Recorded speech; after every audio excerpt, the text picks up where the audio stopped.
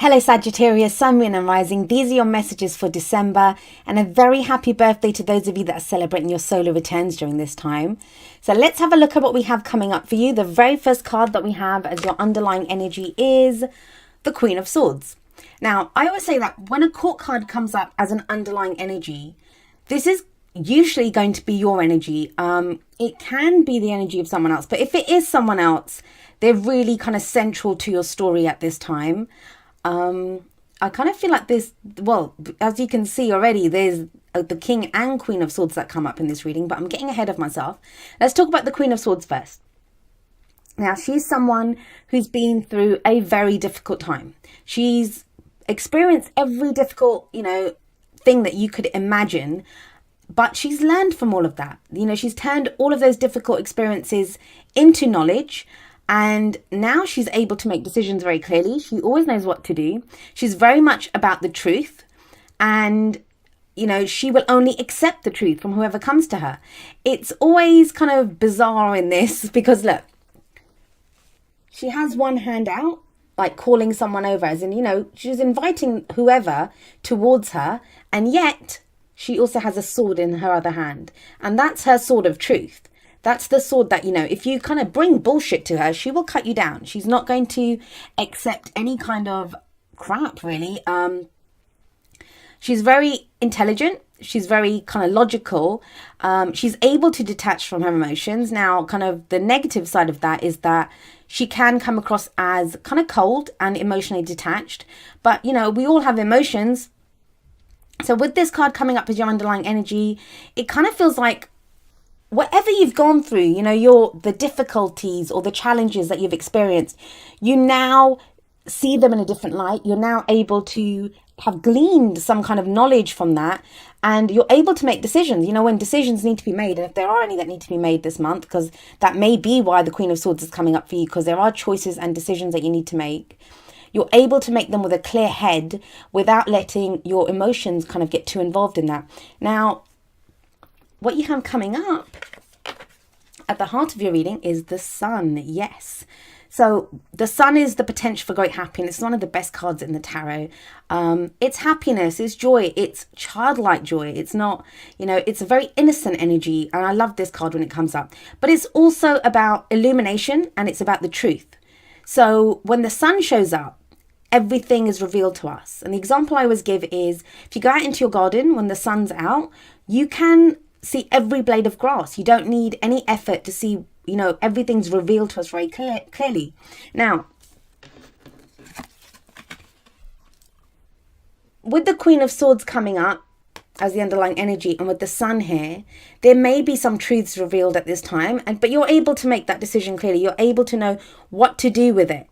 So the Sun coming up at the heart, it's fabulous. And it doesn't matter which way you cut it. Whenever the Sun shows up, especially at the heart of a reading, there is a kind of ease. There is things becoming easier. They feel kind of more, like I say, innocent, but it's more, that childlike kind of energy where things don't really stress us out so much. So especially with the Queen of Swords coming up, this does kind of indicate the energy shift here is of difficult times ending. And that kind of seems to be a theme here. Now, you have coming up as a past energy, you have the Empress. And the Empress is a card, like, she's the master manifester. She gives birth to new ideas. She can kind of attract anything that she needs. She represents the mother kind of figure in the tarot. She's also like home, domesticity, that kind of thing. So it may be that, some of you have been kind of homebodies. With the Sun coming out now, you may be kind of feeling the urge to kind of get out more and socialize more. And that's not usually the energy that I kind of read for the Sun, but it's just with the Queen of Swords there and with the Empress in the past. These are very strong kind of feminine energies.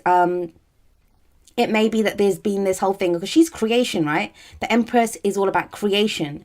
So it may be that you've been kind of dealing with new projects, coming up with new ideas, creating something new in your life.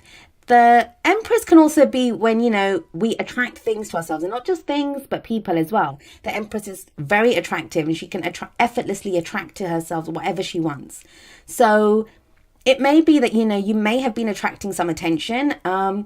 And if you weren't kind of ready for that in the past, you might be now. The reason I say that is we have the King of Swords coming up as the present energy. Now, sitting above the King of Swords is the Queen of Swords. So yes, we have a couple here. Whenever the King and Queen of any suit show up, that is a couple. And please remember, if this is referring to a same-sex relationship, then, you know, this is just the divine feminine rather, and the divine masculine energy. They just represent a couple. Now, I always see these two as a meeting of minds. Like, you know, they can share ideas and they are on the same page. They have the same vision. For some of you, this is not a relationship reading. You may have been trying to give birth to a new idea, a new project, a new hobby even, but something new that you started here. So you gave birth to it. The Empress, she kind of, yes, she creates, but it's always the Emperor, the card that comes after the Empress in the tarot, who comes and brings order to that, who knows what to do with it. It's the Emperor that does it. She gives birth to it though. So it may be now, this is a partnership. You know, you have someone here who's on the same page as you, who has the same vision as you do, and there's a meeting of the minds, and you're able to move forward with an idea or a project. If this is a relationship, maybe that you attracted someone in the past and you weren't kind of sure if they were the right person for you. Maybe you weren't in the right place to move ahead. I know with Saturn in Sagittarius, it's been a difficult time for Sagittarius, especially in relationships, you know, starting something new, or there's been this kind of drive to get things done. So now it seems like, you know, there is someone who's here who, you know, like I said, has that same vision. There's a meeting of two minds here. So it does feel like wherever you are mentally, you meet someone who's on the same page as you here. Now, the King of Swords, I always see the Queens as being, they kind of wait. They wait to see what's presented to them, you know, and then they act. But I always see the King energy as more, they initiate. So if this is not someone else, I don't usually see that. I mean, I would usually see a partnership here, or you know, at least a couple, or some kind of partnership. But if there isn't that, then that can be like, if you were waiting with that Queen of Swords energy, because like I said, the Queens wait to see what's presented to them. She puts her hand out to see what comes forward to her. Then the King of Swords is going to be like, he's the advisor. They're both very good at making decisions, but if you were looking at professions, this is like a lawyer, an advisor, a consultant, someone who we go to for advice because they know what to do. It's that very logical, very clear idea of how to proceed, how to go forward. And whatever it is that sends you forward, we have the Page of Wands. So this is very exciting. This is something that feels great. It feels like a new adventure. And now Wands energy, it's your energy. I don't know if I said this, but Swords energy is air energy. So some of you may be dealing with an air sign, which would be Aquarius, Gemini, or Libra. But, you know, I always say take that with a pinch of salt, because we don't know. We can have those energies anywhere in our chart. So it doesn't have to be just a sun sign. Always look at the energies of those cards and see if it's someone who's acting very logically at this time, coming forward with truth.